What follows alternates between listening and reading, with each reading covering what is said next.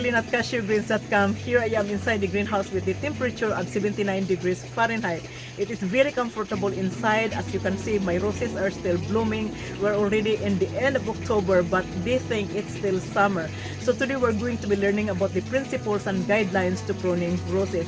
If this is the first time you grow roses, or you already grow roses but you just want to learn more about how to prune a rose plant, so I create this video for you. But before we continue, one more thing. If you like this video and would like to see more advanced gardening ideas, please like, share, and subscribe now, and don't forget to click the bell. Subscribing is totally free. There are 8 guiding principles that I'm going to share with you today. Number 1, know when to prune. It is difficult to know when to prune if you have a repeat flowering roses like this rose. I'm not going to prune this yet because it's still flowering. So what I would do is put off my pruning and wait towards the end of the dormant season when the buds along with the canes start to swell. If you live in areas where you have mild winter, I would suggest prune as early as January. In the coldest winter region, April may offer a window of opportunity to prune. Now, some areas where temperature fluctuate or alternate, like it gets chilly winter days, then it fluctuates to more like spring. If you live in those areas, you may consider using one of the 2 indicators that most growers in those regions often use. Prune your roses when forsythia, I hope I say it right, when forsythia comes into bloom, or wait 30 days before your last area scaling frost. I don't grow forsythia in my garden, so it would not be one of my indicators to use. I use Alexa apps with all my 7 days forecast. It seems like she's pretty much accurate with the report. So if you don't have Alexa apps, consider downloading one. Number 2, pruning tools. Use the right pruning tools. It should be clean and sharp.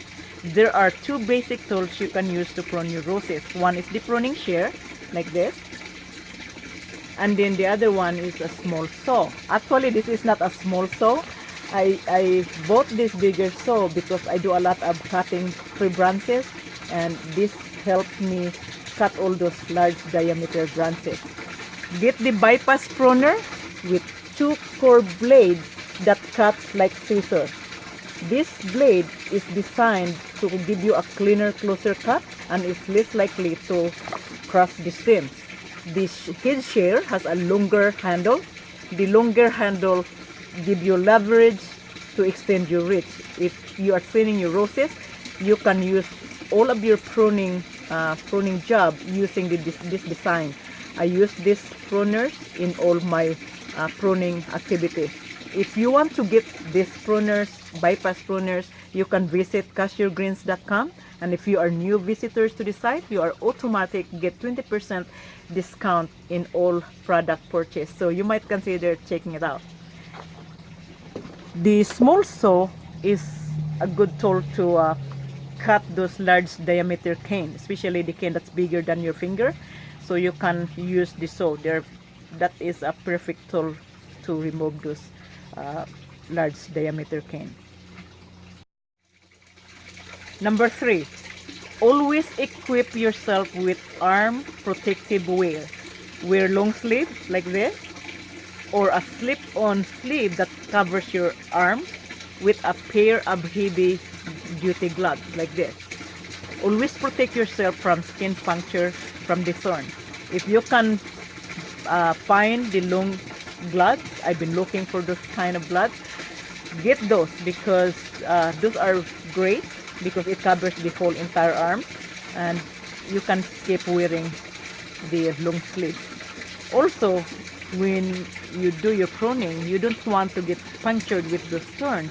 Spores and diseases may hang into the thorn, and then when you get poked with those sharp thorn, it might get into your open skin and you get infected. So always protect yourself.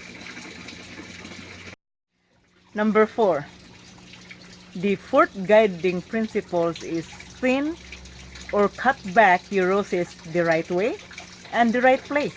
Let's take a look with our illustration and see what is right and wrong cut.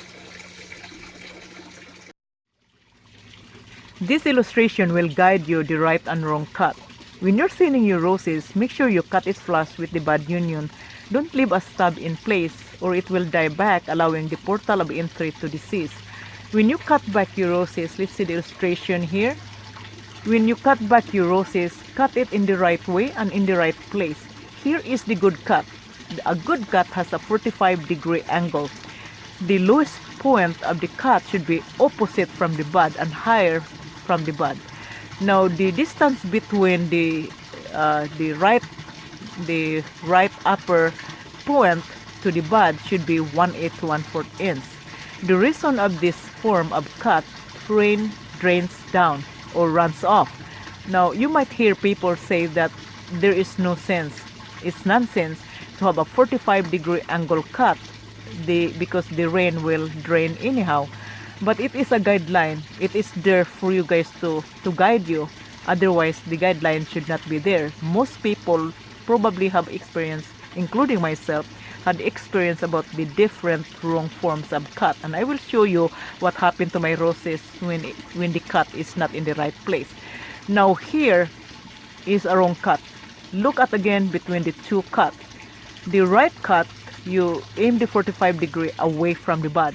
The wrong cut, you're aiming a 45-degree degree towards the bud. Now the lowest point is too close to the bud, and when the rain comes, the water drain towards the bud, and you are damaging the new shoot. So you don't apply this kind of form. Now let's take a look with the other picture here. Now this is unacceptable.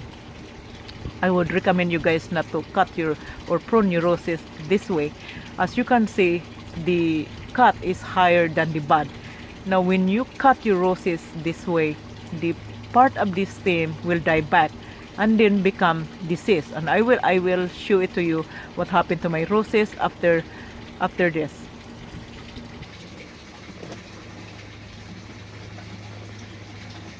Okay, here is the cut that I have, and what happened in here, so it dies back. So when you, this is a wrong cut. I made an error.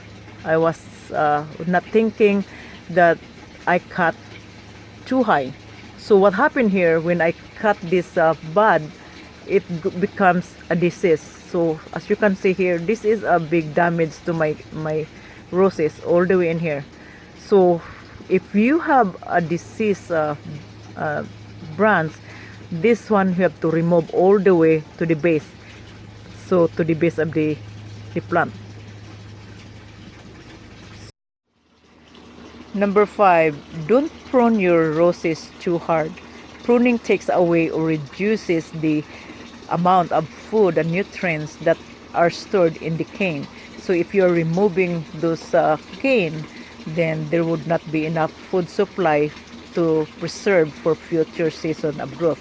Unless your roses are infected, the branches are diseased, then you have to remove them.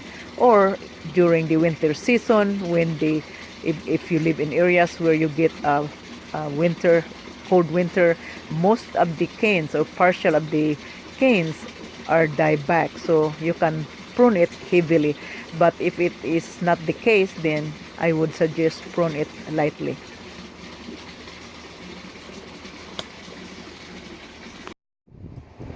Number 6, pruning climbing roses. This illustration will show you what to remove and what to keep. Now in pruning climbing roses, the difference is that you don't remove the main cane.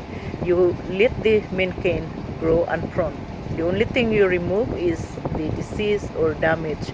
So like what you see in the picture, the gray color, that is the thinning part.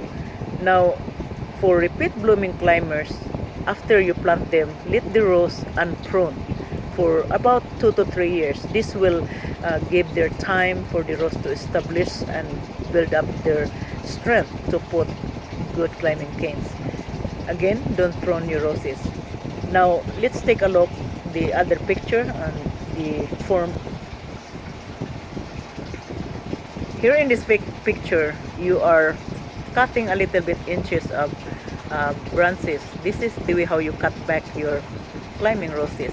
I don't grow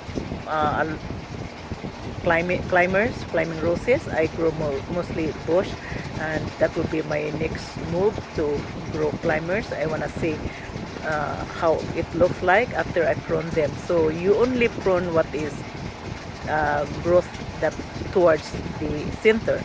Don't take out the branch that it is in the lateral position.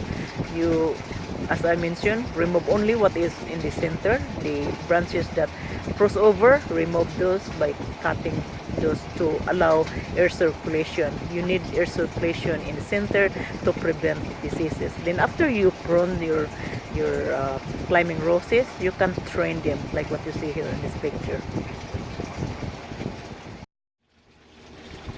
Number 8, remove the debris.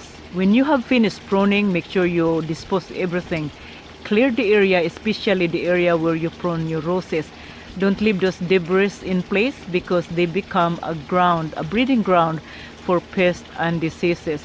It is not recommended to compost them because you don't know, there might be eggs and fungus that overwinter the debris, so dispose everything. So after you rake them, you spray with pesticide around the base of the plant and also in the neighboring area. So spray this soil. So this is the video for today, and I hope this will help you. And if you like the video, consider to subscribe and share with all your friends.